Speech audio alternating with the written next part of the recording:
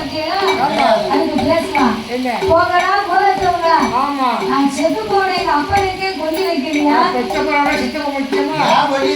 அவனே பெற்றவனுக்கு வெள்ளை வைக்க போயிட்டான். அதனால பெற்ற அப்பனுக்கே கொல்லி வைக்கல. ஒண்ணு வந்த போய் இவனுக்கு தான் நான் கொல்லி வைக்க போறேன். சித்தப்பனாவது செத்தப்பனாவது கூப்பியா சவட்ட அப்படின்றான்.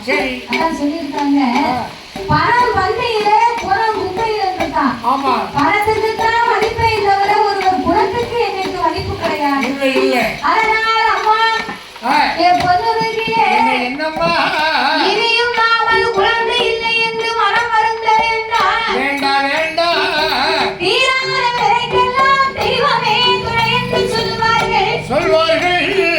அவளை மாதிரி திட்டச்சவங்களுக்கு என் கல்யாணம் துணை இருப்பாரு. அதனால் கை குழந்தை வேணுமானால் கடவுளை நினைத்து கையெழுத்து வணங்க வேண்டும்.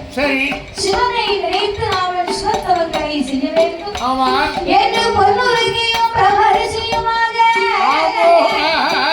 பிரம்மலோக வட்டத்திலே வந்து வெள்ளை சமாய் தலைமுழுகி விரதங்களை செய்திருந்தார்கள். தலைமுழுகி ஸ்நானம் செய்து சங்கரன் சிவனை நினைத்து தவச்சாலை அலங்காரம் செய்ய வேண்டும் என்று எப்படி தவச்சாலை அலங்காரம் செய்கிறார்கள்? சாந்தி கொண்டு சாந்தி கொண்டு